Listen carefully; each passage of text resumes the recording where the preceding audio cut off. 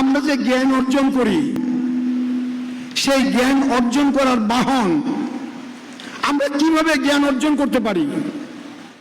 আমরা জ্ঞান অর্জন করতে পারি আমরা যদি জ্ঞানের বই পুস্তক পাঠ করি।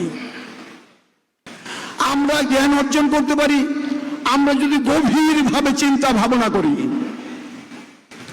আর আমরা যদি জ্ঞান অর্জন করতে চাই, সবচেয়ে সহজ পথ হলো জ্ঞানী মানুষের সোহবতে যাওয়া। সুবহানাল্লাহ। জ্ঞান অর্জনের ইনগ্রেডিয়েন্টস, বাহন হলো পঞ্চ ইন্দ্রিয়। আমরা যারা সাধারণ মানুষ, আমরা কোনো জিনিসকে টাচ করলে বুঝতে পারি শক্ত না নরম। আমরা কোনো জিনিস খাইলে বুঝতে পারি তিতা না মিঠা। আমরা কোনো আওয়াজ শুনলে বুঝতে পারি শ্রুতি মধুর না কর্কশ আওয়াজ। আমরা কোনো জিনিস দেখলে আমাদের হৃদয় আপ্লুত হয়। সুতরাং আমাদের সাধারণ মানুষ, আমাদের জ্ঞান অর্জনের বাহন হলো পঞ্চ ইন্দ্রিয়। কিন্তু আরেকটা জ্ঞান আছে যেটা পঞ্চ ইন্দ্রিয় যেটাকে ধারণ করতে পারে না, এটাকে চিন্তাও করতে পারে না, সেটাকে কল্পনা করতে পারে না, সেটা হলো ঐশী জ্ঞান। সেইটা হলো সত্যিকারের জ্ঞান, সেটা হলো আসল জ্ঞান, সেটা হলো নির্ভেজাল জ্ঞান। সেটা আল্লাহ কর্তৃক ফেরেশতা মারফত আল্লাহ নবীদের কাছে আল্লাহ দিয়ে থাকেন, যাকে আমরা ওহিয়ে এলাহি বলি। সুবহানাল্লাহ। মুরব্বানা কারাম, আল্লাহ পাক রব্বুল আলামিনের কাছে আমরা শুকরগুজারি করি। আমরা আল্লাহর হাবিব আমাদের নবীজি মুহাম্মদুর রাসূলুল্লাহ সাল্লাল্লাহু আলাইহি ওয়াসাল্লামের উম্মত হিসেবে আমাদেরকে আল্লাহ দয়া করে দুনিয়াতে প্রেরণ করেছেন।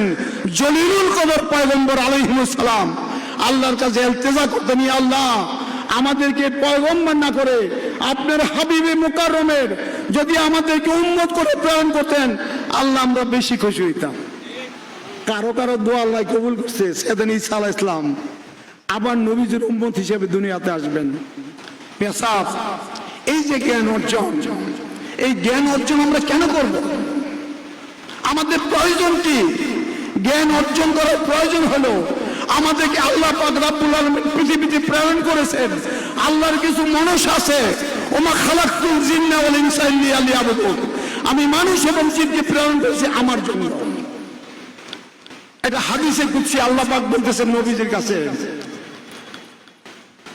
ও মাই সার্ভেন্টস, হে আমার বান্দারা, I have created you for myself, আমি তোমাদেরকে তৈরি করছি আমার জন্য, and I have created the entire universe for you, সমস্ত পৃথিবীর সুখ শান্তি নিয়াজ নিয়ামত সমস্ত কিছু তোমাদের জন্য সৃষ্টি করেছি। তোমাদের উপর আমার অধিকার।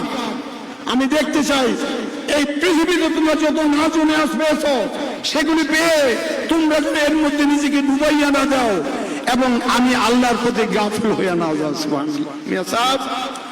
আমরা আল্লাহর দরবার থেকে শ্রেষ্ঠত্বের অধিকারী মানব সন্তান, আরো সৌভাগ্যবান আল্লাহর হাবিবের উম্মত হিসেবে পৃথিবীতে এসেছি। আমাদের মধ্যে এরকম ভাগ্যবান মানুষ পৃথিবী আর কেউ নাই। আমাদেরকে সেইভাবে কাজ করতে হবে।